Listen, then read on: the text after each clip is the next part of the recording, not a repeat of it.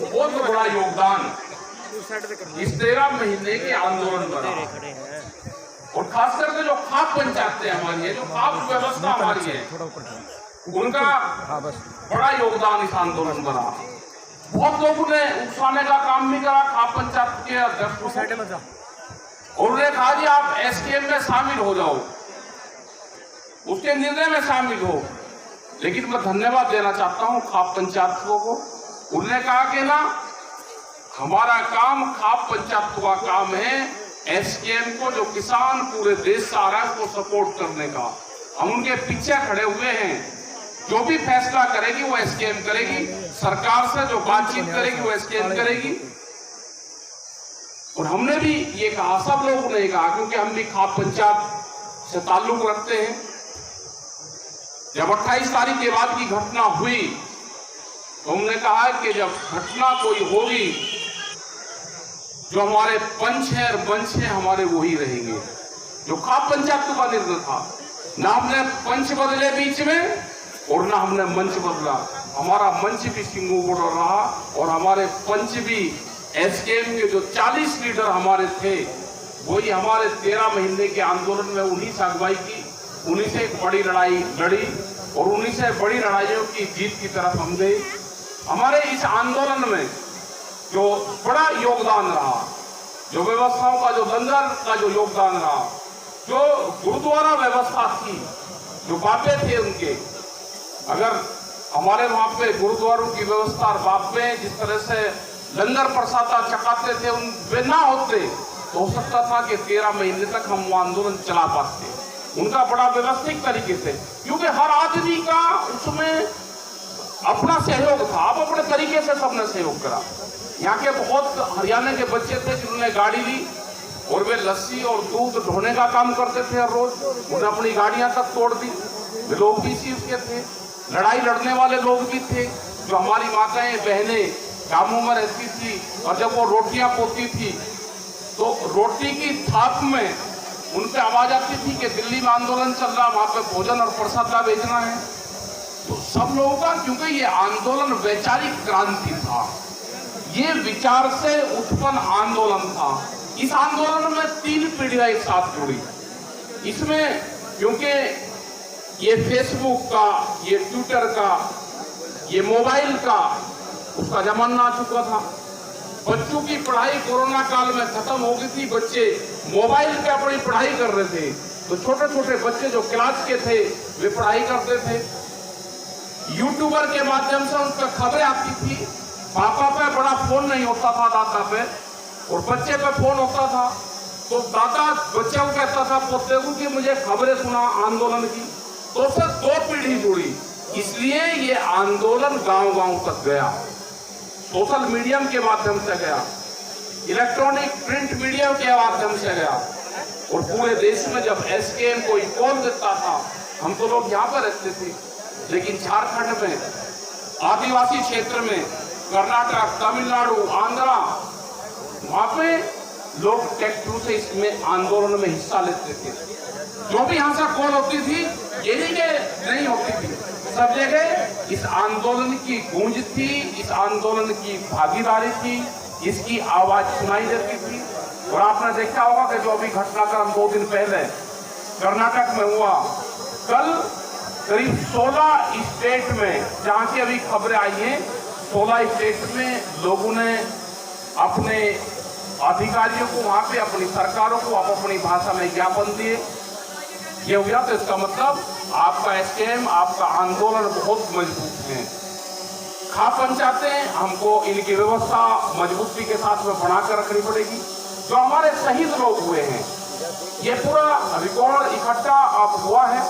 पहले से जो लोग शहीद हुए, जो कनेडा कांड है, उससे पहले के जो कांड है, उसमें अभी बताया अपने दीपेंद्र भाई बता के गए कि उनको नौकरियां नहीं मिली। कुछ लोग रहे हैं जो यहाँ पे भी हमको बता, उनकी व्यवस्था करें, उनको भी शहीद का दर्जा दें और उनको भी इस मामले में शामिल करें। जो लोग आंदोलन के दौरान शहीद हुए, छूट गए हैं, तेलंगाना की सरकार से बातचीत हुई थी, उनको हम लेकर आए थे और करीब 750 किसानों को जो पैसे दिए गए हैं, या कुछ और लोग रह रहे हैं या भूल चूक लेनी देनी रहेगी, कोई लोग हो रहे होंगे, घायल होंगे तो उनको भी उनसे बातचीत होगी, वो दिलवाएंगे, क्योंकि एक आर्थिक मदद एक सहयोग हो जाता है। लेकिन जो लोग हमारे शहीद हुए, जो परिवार शहीद हुए, हमारी सबकी जिम्मेदारी बनती है कि उनके परिवार का ख्याल रखें। जब बच्चों की शादियां हों तो उस टाइम पर उनका ध्यान रखें। एक इस तरह का फंड जरूर हम व्यवस्था करें कि उनके पास में कुछ फंड चला जाए। यहाँ पे स्मारक बनने की बहुत खूबसूरत और सुंदर स्मारक आपने बनाई। यहाँ पे जो खाप है उसमें लोगामा खाप ने अपना ट्रैक्टर भी रखा, जो आंदोलन में वहां ट्रैक्टर गया। लेकिन हमारा ये है कि अभी कुछ फंड आपके पास में आ गया, इसके ऊपर एक इसी तरह का बड़ा हॉल इसके ऊपर बन जाएगा। उस हॉल में पुस्तकालय आप लगाओ, बच्चे वहां पे पुस्तकें पढ़े, वहां पे बिजली का कनेक्शन आप लेके परमानेंट रहे। एक आदमी को किसी को तनख्वाह पर रख लो तो बच्चे पढ़ाई का काम भी करते रहेंगे और इसकी सुरक्षा भी रहती रहेगी, इसकी साफ सफाई भी रहती रहेगी और किसी एक आदमी को रोजगार भी मिल जाएगा।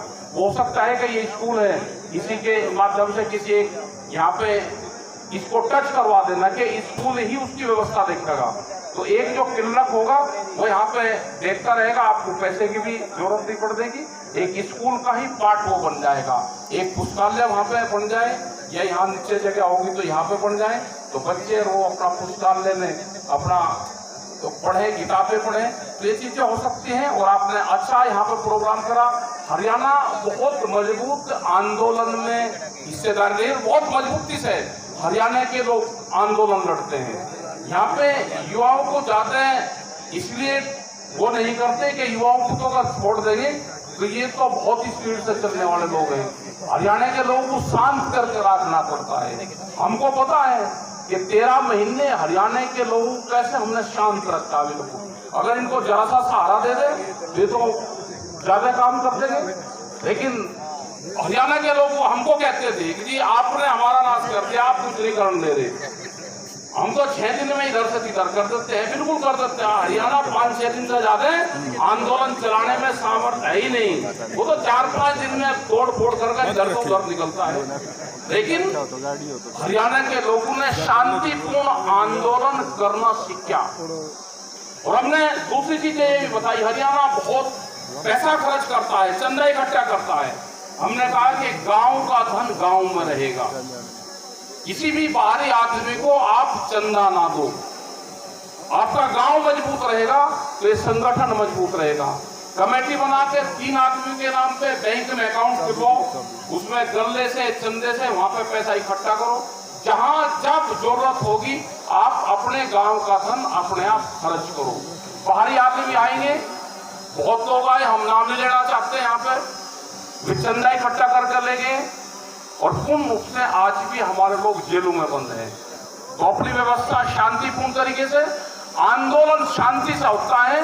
बंदूकों के उसके आंदोलन अब खत्म हो गए, वो आंदोलन ना चलते, हिंसक आंदोलन ना चलते, ना देश में उनकी व्यवस्था है। हम शांतिपूर्ण तरीके से चाहते हैं। और हमने बैठा के किसी के बैठने की क्या परिभाषा है, अगर मेहमान दामाद बटेऊ घर में आ जाए, वो तीसरे दिन हलवा खाकर मिलाई लेकर भी ना जाए तो वही भारी दिखने लगता है कि बटेऊ ने हलवा भी खा लिया, दूध भी पी लिया और ये कह रहा कि मैं भी 5-10 दिन हो रहूंगा, तो वही भारी दिखता है। जब बटेऊ भारी दिख जाता है हमको, लड़की अगर बगैर उसके बताए घर पे आ जाए तो माँ बाप को भी दिक्कत होती है। बिना बताए लड़की आ रही, क्या बात है, उसे कह लगते हैं अपनी लड़की को कि कब जाएगी, और वह कहते ना मेरा अभी तो नहीं जाने का प्रोग्राम है, तो उसी से टेंशन में आ जाते हैं। तो ये तो जो किसान संगठन है ये तो सरकार के बटे हुए हैं, तो जिसके बाहर बैठ जा उसका इलाज करे बिना छोड़ाते हैं। तो अपनी ताकत को पहचानो और संगठित तरीके से, आपका मजबूत संगठन है, इसको बचा कर रखा। टिकैत साहब हमेशा कहते थे कि जिस दिन पंजाब खड़ा हो जाएगा और हरियाणा उसके साथ में आ जाएगा, उस दिन इस देश के किसानों के भाग्य का फैसला उस दिन से लिखा जाएगा। लेकिन उनके टाइम पे ये चीजें नहीं हुई। उनके टाइम पे हरियाणा का भी कुछ पार्ट आता था, राजस्थान आता ही नहीं था, मध्य प्रदेश कुछ क्षेत्र आता था, पंजाब की कुछ बेल्ट आती थी, एक हिस्सेदारी, एक जत्थेबंदी आती थी। लेकिन अब की बार ये हो गया ऊपरले वाले की मेहरबानी मान लो, क्या हुआ हमको नहीं जानकारी, लेकिन पूरा पंजाब जब इकट्ठा होकर चला, उसके साथ में सपोर्ट में हरियाणा खड़ा हुआ, पूरा पश्चिम उत्तर प्रदेश खड़ा हुआ, राजस्थान को खड़ा करा गया। और एक बड़ी ताकत देश की, एक देश की राजधानी को 13 महीने घेरने का जो इतिहास रचा है, ये आने वाले हजारों साल तक ये इतिहास में दर्ज हो चुका है। इसको कोई काटने वाला अब नहीं है। ये जो आपकी कुर्बानियां हैं, जो 750 लोग हमारे शहीद हुए हैं और हंसते हंसते शहीद हुए हैं। एक हालात ये रही कि बेटा सरहद पे था और पिता यहाँ पे था, तो दोनों सरहद पे थे, लेकिन किस किस नाम से पुकारा गया, इसमें बहुत से एक्सपीरियंस हुए। इन सब चीजों को ध्यान में रखते हुए अपने गांव की कमेटियां बनाओ, संगठन बनाओ, अपनी खापों के संगठन को मजबूत करो, क्योंकि हजारों साल से खाप संगठन ही इस देश के लिए लड़ता हुआ आ रहा है। हमेशा उसी नहीं दूसरे आक्रमणकारियों के आक्रमण को रोके और उनके साथ में लड़ाइयाँ करी, चाहे वो देश की आज़ादी की लड़ाई हो या उससे पहले जितने भी बादशाह बाहर से आए उनकी लड़ाइयाँ हों। तो खाप पंचायतों की बड़ी लड़ाइयाँ, बड़ा योगदान रहा है। तो आपके साथ में सभी का धन्यवाद। और जो युवा है उनको भी धन्यवाद, जो ट्रैक्टर चलाने में शर्म करते थे, आज ट्रैक्टर चलाते हुए गर्व महसूस करता है कि मैं ट्रैक्टर चला रहा हूँ। अपने ट्रैक्टर को, अपने खेत के औजारों को, अपने खेत को संगवा के रखो, अच्छी तरीके से रखो, उनको बेचो ना, उन पर रंग रोगन करके रखो। जैसे पंजाब में लोग रखते हैं उसी तरह से आदान प्रदान रखो, पंजाब से आना जाना रखो। उनसे बहुत सी चीज़ हमको सीखने को मिलती है। तो आपका बहुत बहुत धन्यवाद, आप पंचायतों का धन्यवाद, समस्त जो अध्यक्ष है उनका धन्यवाद, जो हमारी बहनें बैठी है इनका धन्यवाद। जय हिंद, जय भारत, जय खाप पंचायतें, जय नौगावा खाओ। धन्यवाद।